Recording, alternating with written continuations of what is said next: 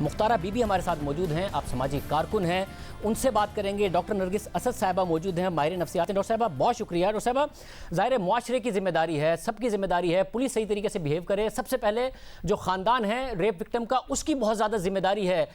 آپ کس طرح سائیکولوجیکلی سمجھتی ہیں نفسیاتی طور پر کس طرح بیہیو کیا جانا چاہیے، کس طریقے سے ٹریٹ کرنا چاہیے خاندان کو بھی ایک ریپ وکٹم کو؟ دیکھیں شاہزیب، سب سے پہلی بات یہ ہے کہ یہ ایک بہت بڑا ٹرومیٹک، بہت بڑا ایک ذاتی حادثہ ہوتا ہے کسی کے لیے بھی، اور اس میں عموماً اگر ہم سائیکولوجیکلی دیکھیں تو بہت سارے فیکٹرز ہیں، خوف، انگزائٹی، پوسٹ ٹرومیٹک سٹریس ڈس آرڈر، خاص طور پہ اس طرح کے ٹرومیٹک ایکسپیرینسز کے بعد سروائیورز فیس کرتے ہیں اور وہ سفر کر سکتے ہیں اس سے، جس میں بار بار چونکا دینے والے تجربات ہوتے ہیں، فلیش بیکس ہوتے ہیں، پچھلے جو امیجز گزرے ہوتے ہیں وہ بار بار آتے ہیں، برے ڈراؤنے خواب بھی آ سکتے ہیں، سلیپ ڈسٹرب ہوتی ہے۔ اس میں بہت بڑی ذمہ داری بنتی ہے تمام لوگوں کی جو اس سروائیور کے ارد گرد ہیں، کہ وہ ایک تو اس کو کسی طرح سے کوئی احساس نہ ہونے دیں کہ وہ کوئی کسی طرح سے ایک کمتر سچویشن میں ہے، یا وہ اس کو سپورٹ رکھیں، اس کی ہمت بندھائیں اور اس کے ساتھ اچھا رویہ رکھیں، بار بار سوالات نہ کریں، بار بار افسوس کا اظہار نہ کریں، کوریدیں نہیں، اس کو رسپیکٹ دیں، اس کو سپورٹ دیں، حتی الامکان کوشش کریں کہ اس سے گفتگو نارمل اور ڈے ٹو ڈے انداز میں رکھیں۔ اگر وہ بات نہ کرنا چاہے تو نہ اس کو فورس کریں کہ تم بولو یا بات کرو یا آزو بولو یا چلو بھول جاؤ کوئی بات نہیں، اس طرح کا ذکر نہ کریں۔ جس طرح سے جس انداز سے وہ سروائیور اس وقت بیہیو کرنا چاہ رہی ہے اس کو، یا عموماً ظاہر ہے یہ تجربات بہت دفعہ خواتین کے ساتھ ہوتے ہیں، لیکن ینگ لڑکے اور میلز بھی اسی طرح کے برے تجربات سے گزر سکتے ہیں، لیکن جو بھی سروائیور ہو کوشش یہ کرنی چاہیے کہ اس کو رسپیکٹ اور سپورٹ کے ساتھ ٹریٹ کریں، اس کو کوریدیں نہ، اس سے بار بار تکلیف دینے والے سوالات نہ پوچھیں۔ مختار بی صاحب، ظاہر ہے آپ نے اپنی جنگ لڑی اور آپ خواتین کے لیے اب بھی جنگ لڑتی ہیں جن کے ساتھ واقعات ہوں، آپ کیا سمجھتی ہیں پہلی جو گھر والوں کی، شوہر کی، بہنوں کی، بھائیوں کی، والدین کی کتنی بڑی ذمہ داری ہوتی ہے؟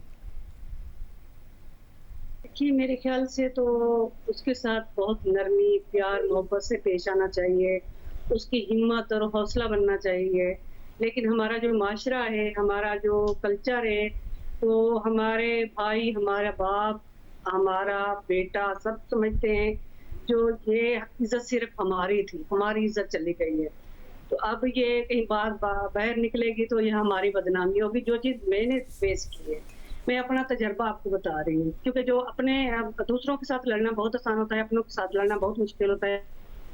اس مشکل کو بھی فیس کیا، لیکن شکر ہے اللہ کا، میرا والد، میری والدہ میرے ساتھ۔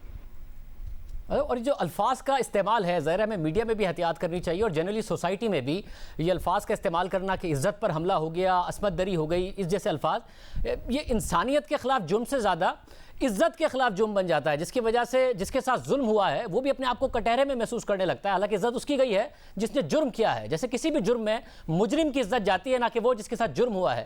یہ کتنا اہم ہے کہ ان الفاظ سے اجتناب کیا جائے تاکہ وکٹم ہی اپنے آپ کو کٹہرے میں نہ محسوس کرے۔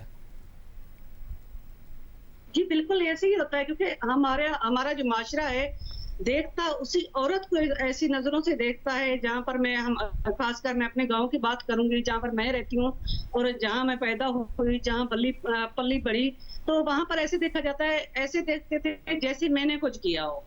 تو یہ بات میں بار بار کہتی ہوں، جب بھی میں کہیں جاتی تھی تو یہ وہی مختارہ میں جا رہی ہے جس کے ساتھ یہ ریپ ہوا، لیکن یہ کبھی کسی نے نہیں کہا بھی یہ وہ ان لوگوں کو نشاندہی کی یہ وہی بندہ جا رہا ہے جس نے یہ درندگی کی، یا وہی بندے جا رہے ہیں جنہوں نے یہ گناہ کیا، یہ شرمناک جو ہے نا وہ پاکستان کا باعث بنے۔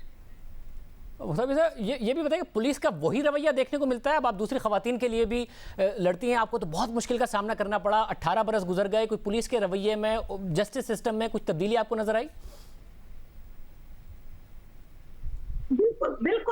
بالکل وہی ملتا ہے، مجھے تو کوئی فرق نہیں آیا۔ میں ذاتی طور پہ جاتی رہتی ہوں، جب کیس ہوتے ہیں ہماری تنظیم کے تھرو، جب ہوتے ہیں تو کوئی ایسے کیس ہوتے ہیں میں جاتی رہتی ہوں. میں کہتی ہوں وہ پولیس والے ایک قسم کا میرا احترام کر کے پھر بھی ایسے ایسے سوال کر دیتے ہیں، احترام بھی ہوتا ہے. تو میں کہتی ہوں جب اکیلی عورت جاتی ہے تو میں کہتی ہوں اس عورت کو سلوٹ پیش کرتی ہوں، لیکن میرے ساتھ پوری دنیا تھی. لیکن جو میں نے سوال جواب اور پولیس کا وہ ہوتا ہے وہ میں ہی جانتی ہوں. دیکھیں ہماری 1.5 سال کی بچی محفوظ نہیں ہے، ہماری 2 سال کی بچی محفوظ نہیں ہے، ہماری 5 سال کی بچی محفوظ نہیں ہے، ہمارے بچے محفوظ نہیں ہیں، ہمارے گھروں میں بچے محفوظ نہیں ہیں. ہمارے اب گاڑی کا واقعہ دیکھ لیں. یہ جو واقعہ ہے دیکھیں، گاڑی ایک چلتا پھرتا گھر ہے، اب وہ بھی ایک گھر ہے. یہ سمجھے کہ وہ وہاں پر موٹر وے پہ عورت محفوظ نہیں ہے تو کہاں، مجھے بتائیں کہاں ہم لوگ محفوظ ہیں؟ قبروں میں ہم لوگ محفوظ نہیں ہیں. اور ہمارے یہاں جب بھی واقعہ ہوتا ہے ایک پوائنٹ سکورنگ شروع ہو جاتی ہے اصل ڈیبیٹ سے ہٹ کر. آپ سمجھتے ہیں یہ کانفیڈنس دینا خاتون کو کہ وہ جائیں گی تو پولیس کا رویہ کیسا ہوگا اور ان کو انصاف ملے گا، جن کے نے یہ کیا انہیں سزا ملے گی، کنوکشن ریٹ بڑا کم ہے، یہ بہت زیادہ اہم ہے؟ بالکل بالکل. ایک تو سوال جواب میں، دوسرا جو ہے نا سب سے زیادہ جو سوال جواب کرنے والی سننے والی عورت ہونی چاہیے. اور تیسرا میں کہوں گی اس کو جو ہے نا لمبا نہ لٹکایا جائے. 17 سال کے بعد رزلٹ وہی نکلنا ہے تو میرے خیال میں یہ ہمارے ملک کے لیے نہ تو یہ بدلاؤ پیدا کر سکتی ہے، نہ ہی اس میں کوئی یہ چیزیں بدلے گی. ریپ ویسے کرتے رہیں گے، ویسے بری ہو جایا کریں گے تو اس طرح سے ہوتا رہے گا، یہ چلتا رہے گا. اور آپ سمجھتی ہیں مختلف واقعات کو دیکھنے کے بعد کہ ان سب کا تعلق فحاشی سے ہے یا مرد کو اپنے آپ کو طاقتور سمجھنے سے ہے، عورت کو کمزور سمجھنے سے ہے کہ میں کر بھی لوں گا اور بچ کے نکل جاؤں گا، مجھے کون پکڑ لے گا یا یہ بولے گی نہیں، اس بات سے ہے؟ یہ ہمارا معاشرہ بھی ہے، ہمارے مرد کی سوچ بھی ہوتی ہے کیونکہ میں طاقتور ہوں، کیونکہ مجھے کچھ ہونا نہیں ہے تو میں بری ہو جانے پہلے تو مجھے کسی نے پکڑنا نہیں ہے. میں پکڑا بھی جاؤں گا تو میں نے واپس آ جانا ہے، مجھے کیا ہونا ہے، 1 سال 2 سال 3 سال کے بعد میں نے واپس آ جانا ہے. تو یہ خوف نہیں ہے، یہ ڈر نہیں ہے.